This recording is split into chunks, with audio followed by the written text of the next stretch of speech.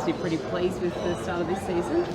Yeah, no, better start than last season. I'm feeling good about myself, feeling good about the team. So I think we just had a better pre-season, a better sort of preparation coming into this year. There's combinations that we've been working on. So I think everyone's just more confident, and I think it showed on the weekend. I was speaking to you at the pre-season about just the change from last year to this year. It certainly showed on the weekend. How did it feel out there, game one last year to game one this year? Yeah, it's felt like we've been playing with each other for a couple of years. Last year obviously up in Brisbane it was a tough game, and it didn't go the way we wanted. And if you compare those two games, I feel like we just know each other's games, and all around the park. So I feel like we can build off that going into the year. I guess that just goes to show how important having a full pre-season is under your belt, because you didn't have that the year before. You had back surgery. Yeah, I did. I had back surgery, and it's when the COVID was going around as well, so people were missing a couple of weeks here and there. So everyone was pretty healthy this pre-season, and it was good to get the combinations going, and had a good trial against the Dragons, and backed it up with a good performance on the weekend. So hopefully we can keep going this year. Who's someone that you've been working with? Have you been working with anyone particularly off the field? Yeah. I've got to give everyone credit. JD, Benny Hornby, he does a lot of the attack. Bomber does the defence. So, and everyone on the field, Cookie, Cody, Trell, Keon and Stretch, Campbell Graham inside and outside me, give me the confidence, and we're really good mates on and off the field, and I feel like we can keep building on that, and hopefully it shows on the field this year. So I was just going to say, some of your defensive habits, you can tell that you put on that size. I've been trying to eat more, so shout out to my body. Oh, and who'd you say shout out to? No, don't worry about that. Did you say your brother? No, my body. Oh, your body? No, don't worry about that. Don't put that in the news. I feel as if there's a lot of weight of expectation lifted this year with so many comparisons to Redfern last year. Yeah. You're the one that filled the boots, and you're kind of coming your own now. Yeah, I don't know about filling the boots, but there was a lot of talk about filling these boots last year, and especially and even like JD going off Wayne's coaching. I feel like everyone sort of forgot about that. That goes in our favour. We can just work on our training and work on winning and just building training and building our game. So we don't listen to the off the field talk anyway, but it helps to just free it up a little bit. So yeah. JD said some good stuff about you on NRL 360 last night. Yeah, must be good that your coach has got that level of confidence in you. Yeah, I don't know. To be honest, I didn't watch that. No, but it's what did he did say that you're going to grow in confidence as the year goes, so there's more to come, better form to come. And I know you told us a couple of weeks ago that you're going to back yourself and you're growing in confidence all the time, so it's played out in round one at least. Yeah, no, it's good. It's good to have the coach's confidence, and JD is such a good bloke on and off the field, so anyone who does play and comes up and plays great, he does have that confidence in. Everyone's training really, really well at training at the moment, and the reserve grade boys are pushing themselves to get a spot. So, and he's got the confidence in all of them. So, it's good to have a coach like that. Yeah. How much size do you actually put on?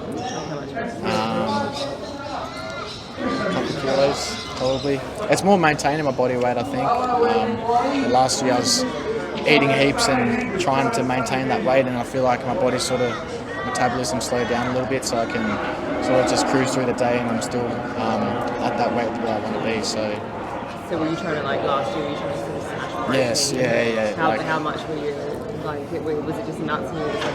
Yeah, I was on some super gainer shake after gym and trying to eat, some more meals between meals, and I feel like now I can just eat when I'm hungry, and I'm just sort of maintaining that weight. How many meals were you eating last year? How many? 5 or 6. Or breakfast, lunch, dinner. I'd probably try a bit of a big meal in between each of them. But now I can just do a normal person's diet. That must have been hard work having to. Yeah, it was, because then at the same time you don't want to get too big and then you feel slow on the field, and so I was trying to find that balance, but I think I found that balance now. Just taking you back to that try you saved early in the game, you knocked the ball out, just never giving up on the play is something your coaches love as well. Yeah, I think it sort of reflects on how we train. We like to win every training session, both teams, and we don't like to get scored upon at training. So everyone's sort of making those plays at training, and I feel like it's good to sort of get that reward in the game. And I suppose taking on the line, you went up and scored the try, so it's a good turnaround. So backing yourself, and even though you got blokes like Keon and Latrell outside you, taking it on yourself. Yeah, I think that's something that they've told me to do, is run a bit more and get some confidence early on in the game, and then the rest of the game will come off that. So yeah, just trying to start the game well, and hopefully we can build off that for the rest of the game. You're up against Danica, you're up against Cleary on Thursday night. Yep. How do the Rabbitohs beat the Panthers with him there? He's your opposite. Yeah, obviously he's been the best halfback in the comp for the past couple of years, and just trying to focus on our game, stick to what works with us. I don't think we have to focus on too much about them, and just sort of complete our sets and kick in the corners and back our defence. So I feel like if we can hold the ball, we'll give them a good run. Is this a challenge that you guys really look forward to, but not just taking on Penrith, but also battling the halves? You're putting me up on a pedestal there. I think any time that we're versing the top sides, we put a circle in the calendar, and especially playing out there.